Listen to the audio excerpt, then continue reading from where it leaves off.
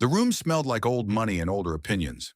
That's the only way to describe the Harrington Conservatory Benefit Gala held on the evening of March 14th, 1985, in the grand ballroom of the Plaza Hotel in New York City.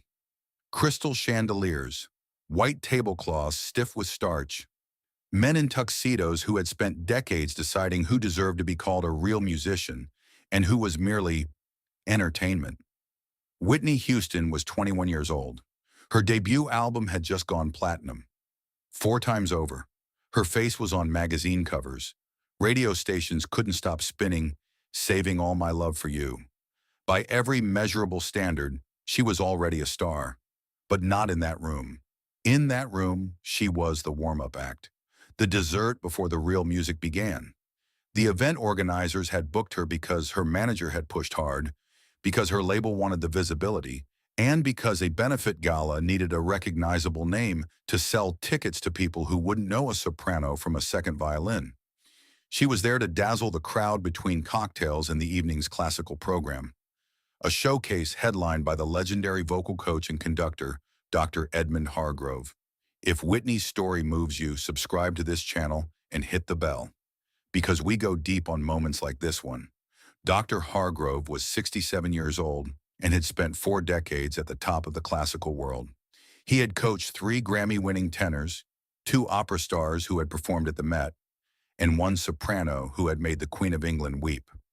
He had studied under masters in Vienna and written 2 textbooks on breath control that were still assigned reading at conservatories across Europe.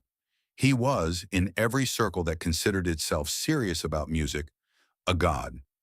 And gods, when they feel their territory threatened by something they don't understand, tend to reach for lightning.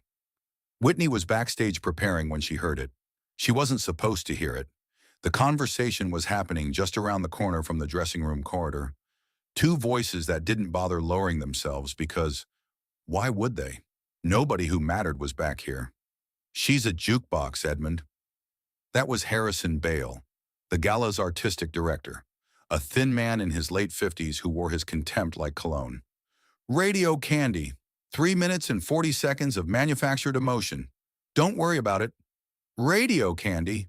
Dr. Hargrove's voice was dry and precise, the kind of voice that had corrected thousands of students without ever raising its pitch. "Is that what we're calling it now?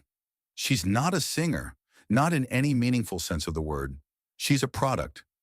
Arista pushed her through the machine, gave her the right songs, the right producers, the right lighting. Any sufficiently trained voice with the right cheekbones could do what she does. "A jukebox?" Hargrove rolled the word around like he was tasting something unpleasant. "Then I suppose we insert a quarter and wait for it to play." Both men laughed. Whitney Houston stood very still in that corridor. Her hands were at her sides. She had a show in 11 minutes. Her vocal warm-up was half finished. Her floor-length ivory gown was on, the neckline perfected after 45 minutes with the stylist. And she had just been described by 2 of the most powerful men in the classical music establishment as a machine. Not an artist, not a singer, a machine. If you want to understand what happened next, you need to understand what Whitney carried into every room she walked into in 1985. You need to understand Newark. You need to understand the New Hope Baptist Church, where she had grown up watching her mother, Sissy Houston, conduct the choir with a spiritual authority that made the air feel different, heavier, charged with something that had no secular name. Whitney had been singing since before she could fully read. Her musical education had happened not in conservatories with crystal chandeliers, but in Sunday morning services where the congregation was both the audience and the performance. Where you didn't sing at people, you sang through them. She had absorbed gospel, R&B, classical hymns, jazz standards. She had perfect pitch and a 4-octave range she never fully deployed in her pop recordings, because radio didn't want it, because Arista's A&R team had told her early and often, the market wants accessible, keep the high notes for special occasions. She had been making herself smaller to fit through a door that apparently still wasn't wide enough. But here's what nobody in that hallway could have anticipated. Sometimes the cruelest thing you can say to a person with a real gift is exactly the right thing to say. Not because it's true, but because it shows them the size of the cage.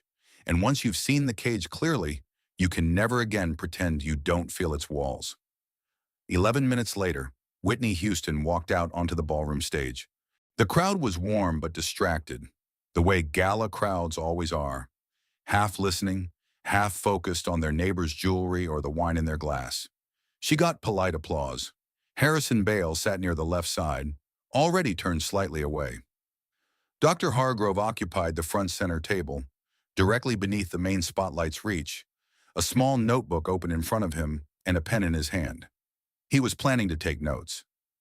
Not notes of admiration, notes of evidence.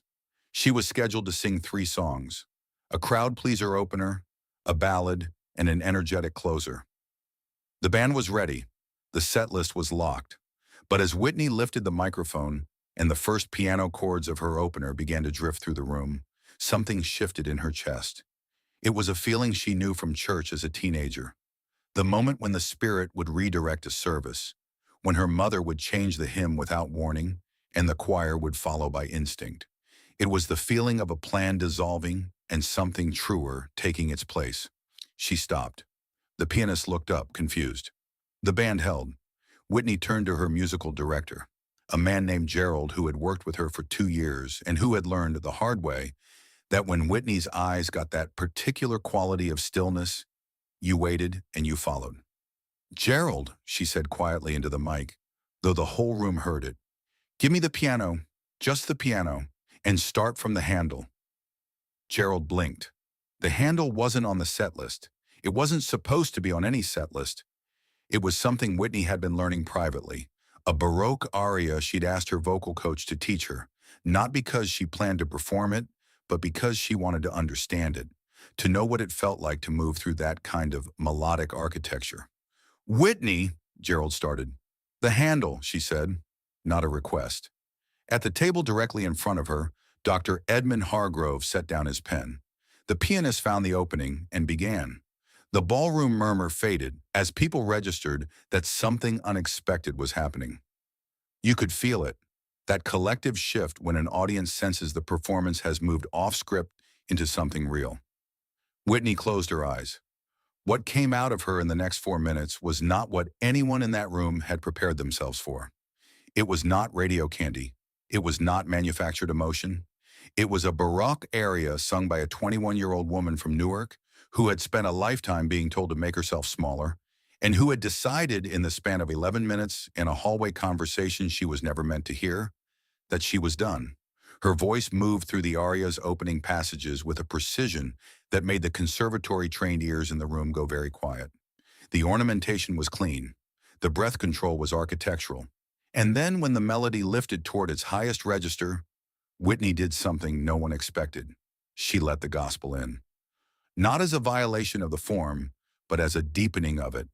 As if the aria had always been waiting for this.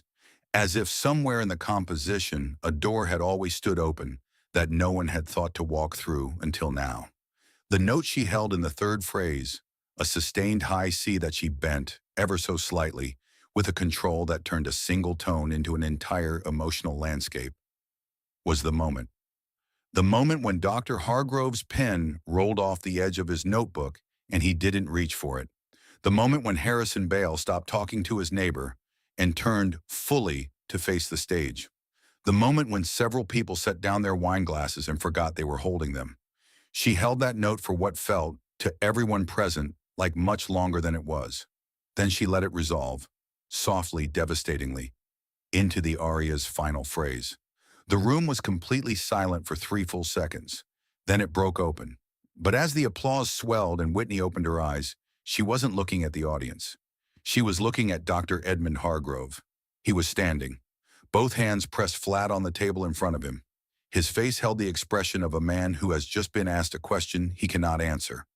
Not embarrassment, not shame, but something more profound. The look of a man revising a belief he has held so long it had stopped feeling like a belief and started feeling like a fact. He was still standing when she walked off stage. She didn't speak to him that night. She didn't need to. The music had done what music does when you stop trying to control it and let it be true. It had taken the room apart and rebuilt it around a different understanding of what was possible. Word got out. The way word gets out in New York music circles, quiet and fast. A conservatory board member told a colleague. A colleague told a critic. The critic mentioned it in a piece he was already writing about the false boundary between classical and popular music. And though he didn't name the singer or the event, anyone who had been in that ballroom on March 14th knew exactly which evening he was describing. Dr. Hargrove never discussed it publicly. He was too old and too proud to name it out loud. But two people who worked closely with him in the years that followed said, separately and without prompting, that after 1985, something changed in the way he taught.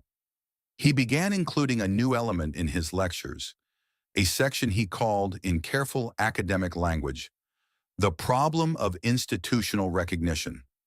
It was a warning to his students about the arrogance of gatekeeping, about confusing formal training with musical intelligence, about the hubris of an institution that grades singers by the conservatory they attended rather than the truth they carry in their chest. He never said where that lesson came from. He didn't have to. Whitney Houston went on to become many things: a superstar, a film actress, a cultural monument, a woman who was ultimately consumed by the same machinery that had called her a jukebox at 21. The contradictions of her life are real and they are heavy, and no single story can hold all of them. But on the evening of March 14, 1985, she was simply and completely herself. A girl from Newark with a voice that didn't fit in any one category, standing in a room full of people who had spent their careers building categories and refusing, for 4 minutes, for the length of one handle area she had never planned to perform, to be categorized. The jukebox metaphor died in that room.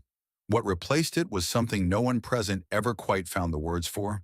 Something that sounded, if you'd been lucky enough to be there, like a door opening onto a room larger than the building around it. Like the difference between music that is delivered and music that is meant. Like the specific shock of realizing that the thing you were fully prepared to dismiss was, in fact, the thing you had been waiting your whole life to hear. That is what a real voice does when it is finally, fully, unapologetically unleashed. It doesn't just fill the room, it changes the shape of the room. And sometimes, not always, but sometimes, it changes the shape of the people in it. Even the ones who came in holding a notebook, ready to document its limitations. Have you ever felt the crushing weight of everyone's expectations? The quiet certainty of people who had already decided what you were, only to silence them completely with your true gift? Tell us your story in the comments below. And if this moved you, subscribe and hit that notification bell. There are more stories like this one coming. Stories about what happens when real talent stops fitting itself to the size of the box someone else built.